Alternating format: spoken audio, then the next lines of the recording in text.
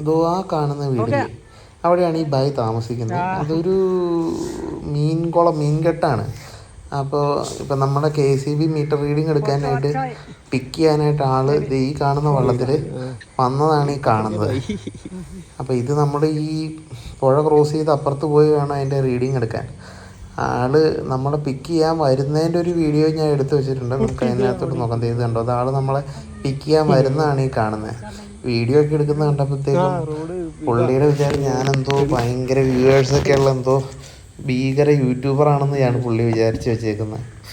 അപ്പം പുള്ളിയുടെ ഒരു സന്തോഷം, ഞാനും വീഡിയോ എടുത്തു. ഒരു ഹരിതാഭ പച്ചപ്പ് അതൊക്കെ കാണുന്നു. അപ്പം നമ്മളങ്ങനെ പോവാണ്. അപ്പം ഈ വള്ളത്തിൽ ഞാൻ തന്നെ നിന്നപ്പോഴത്തേക്കും നമുക്ക് പേടിയാവുമല്ലോ, ഇത്രയുള്ളൊരു സാധനമല്ലേ. അപ്പോൾ 4 പേർക്ക് അതിനകത്ത് നിൽക്കാൻ പറ്റുമെന്നൊക്കെ ബായി എന്നോട് പറയുന്നുണ്ട്. അപ്പോൾ അത് കഴിഞ്ഞിട്ട് പുള്ളി നമ്മുടെ അടുത്ത് വന്നിട്ട് ഇപ്പം പുള്ളി പറഞ്ഞിട്ടുണ്ടോ വീഡിയോ എടുക്കുന്നതിൻ്റെ പുള്ളിയുടെ ഒരു സന്തോഷമാണ്. ദോസ്തേ മേരാന്നൊക്കെ പറഞ്ഞ ആൾ പറയുന്നുണ്ട്. അപ്പോൾ അത് കഴിഞ്ഞിട്ട് അവിടെ ഒരു പട്ടി നിൽപ്പുണ്ട്, അതിനെ ക്രോസ് ചെയ്ത് വേണം. പുള്ളി പാവാന്ന് തോന്നണം, നമ്മളെ കണ്ടിട്ട് പേടിച്ച് പറിച്ച് നിൽക്കുന്ന ഒരു പട്ടിയാണ്. സാധാരണ പട്ടി എന്നെ സ്ഥിരം ആക്രമിക്കുവാണ് ചെയ്യാറ്. ഇത് നമ്മളെ കണ്ടിട്ട് പേടിച്ച് നിൽക്കുന്നൊരു പട്ടി. എന്നിട്ട് പിന്നെ ഇതുപോലെ വള്ളം അടുപ്പിച്ച് തന്ന് പിന്നെ അതിന്മേ കയറി പിന്നെ ഇതുപോലെ കയറെ പിടിച്ച് വലിച്ച് വേണം ഇനി അപ്പുറത്തോട്ട് പോവാൻ.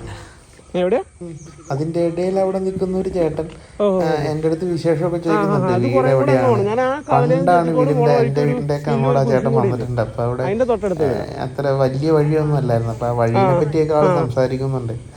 പിന്നെ ഇപ്പൊ നമ്മളിപ്പോ വന്ന സ്ഥലം ആ ഒരു വണ്ടി അവിടെ ഇരിക്കുന്നുണ്ടോ, അതിന്റെ അങ്ങോട്ടൊരു അവിടെ നമുക്ക് വണ്ടി കൊണ്ട് വെക്കാം. പക്ഷെ അങ്ങോട്ട് വരുന്ന ഒരു ചെറിയ വഴിയുണ്ട്, അത് ഫുള്ള് ചെളി പിടിച്ച് കിടക്കുന്നതുകൊണ്ട് ഞാൻ അതിൻ്റെ അപ്പുറത്ത് ആ റോഡിൻ്റെ അവിടെ വണ്ടി വെച്ചിട്ട് നടന്നാണ് വന്നത്. അപ്പം അതിനെപ്പറ്റിയൊക്കെ ആ ചേട്ടൻ സംസാരിച്ചു. പിന്നെ നമ്മളിങ്ങനെ പോകുമ്പോൾ റീഡിങ് ഇങ്ങനെ എടുത്ത് പോകുമ്പോൾ ഇതുപോലെ ഇങ്ങനെ ഒരു സാധനമൊക്കെ കയറി ഇങ്ങനെ വലിച്ചൊക്കെ പോകുമ്പോൾ നമുക്കൊരു രസമാണല്ലോ. എല്ലാ ദിവസമൊന്നും നമ്മളിതുപോലെ വള്ളം കയറി പോകുന്നോ ഒന്നുമില്ല. വല്ലപ്പോഴുമാണ് ഇതുപോലെ ഒരു വള്ളത്തിൽ കയറി അങ്ങോട്ടും ഇങ്ങോട്ടും പോകാനുള്ളൊരു അവസരം കിട്ടുന്നത്. അപ്പം അത് തന്നെ നമുക്കൊരു സാഹസിക യാത്ര. സാഹസിക എന്ന് സ്ഥിരം പോണ ആൾക്കാർക്ക് സാഹസികമൊന്നും അല്ല.